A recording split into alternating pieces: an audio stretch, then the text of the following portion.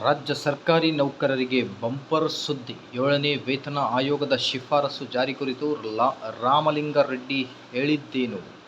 ವೀಕ್ಷಕರೇ, 7ನೇ ವೇತನ ಆಯೋಗದ ಕುರಿತು ಕಾಂಗ್ರೆಸ್ ಸಚಿವರಾದ ರಾಮಲಿಂಗಾರೆಡ್ಡಿ ಅವರು ಹೇಳಿದ್ದೇನು ಅನ್ನೋದ್ರ ಬಗ್ಗೆ ಒಂದು ಲೇಟೆಸ್ಟ್ ಅಪ್ಡೇಟ್ ಬರ್ತಾ ಇದೆ ವೇತನ ಆಯೋಗದ ಜಾರಿ ಕುರಿತು. ಸೊ ಹಾಗಾಗಿ ವಿಡಿಯೋವನ್ನು ಕಂಪ್ಲೀಟಾಗಿ ವಾಚ್ ಮಾಡಿ.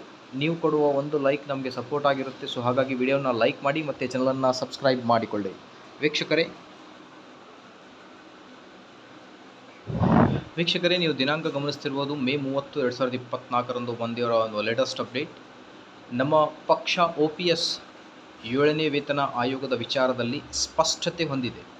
ಹೀಗಾಗಿ ಪದವೀಧರರು ಹಾಗೂ ಶಿಕ್ಷಕರು ಕಾಂಗ್ರೆಸ್ ಅಭ್ಯರ್ಥಿಗಳಾದ ರಾಮೋಜಿಗೌಡರು, ಮಾರಿತಿಬ್ಬೇಗೌಡರು, ಶ್ರೀನಿವಾಸ್ ಅಯ್ಯನೂರ್, ಮಂಜುನಾಥ್, ಚಂದ್ರಶೇಖರ್ ಪಾಟೀಲ್ ಅವರಿಗೆ ಮತ ಹಾಕಬೇಕು ಎಂದು ಸಚಿವರಾದ ರಾಮಲಿಂಗಾರೆಡ್ಡಿ ಅವರು ಮನವಿ ಮಾಡಿದರು ಅಂತ ಹೇಳ್ತಾ ಇದ್ದಾರೆ.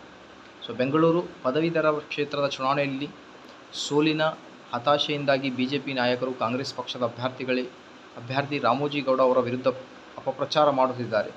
ಜೂನ್ 3ರಂದು ನಡೆಯಲಿರುವ ಬೆಂಗಳೂರು ಪದವಿ ಕ್ಷೇತ್ರದ ಚುನಾವಣೆಯಲ್ಲಿ ನಮ್ಮ ಪಕ್ಷದ ಅಭ್ಯರ್ಥಿಯಾಗಿ ರಾಮೋಜಿಗೌಡರು ಸ್ಪರ್ಧಿಸಿದ್ದಾರೆ. ಈ ಬಾರಿ ಅವರು ಮೊದಲು ಸ್ಥಾನ ಪಡೆಯುವ ವಿಶ್ವಾಸವಿದೆ ಅನ್ನೋದರ ಬಗ್ಗೆ, ಅದರ ಜೊತೆಗೆ 7ನೇ ವೇತನ ಆಯೋಗದ ಕುರಿತು ಸಚಿವರು ಹೇಳಿರೋ ಪ್ರಕಾರ OPS ಮತ್ತು 7ನೇ ವೇತನ ಆಯೋಗದ ವಿಚಾರದಲ್ಲಿ ಸ್ಪಷ್ಟತೆ ಹೊಂದಿದೆ ಅನ್ನೋದ್ರ ಬಗ್ಗೆ ಒಂದು ಮಾಹಿತಿಯನ್ನು ನೀಡ್ತಾ ಇದ್ದಾರೆ. ಆದಷ್ಟು ಬೇಗ ಕೋಡ್ ಆಫ್ ಕಂಡಕ್ಟ್ ಮುಗಿದು ನೀತಿ ಸಂಹಿತೆ ಮುಗಿದು ಹೋಗಿ ಅದಾದಮೇಲೆ 7ನೇ ವೇತನ ಆಯೋಗ ಜಾರಿಯಾಗಲಿ ಅಂತ ಹೇಳ್ತಾ ಈ ಒಂದು ವಿಡಿಯೋನ ಇಲ್ಲಿ ಕಂಪ್ಲೀಟ್ ಮಾಡ್ತೇನೆ. Thank you friends.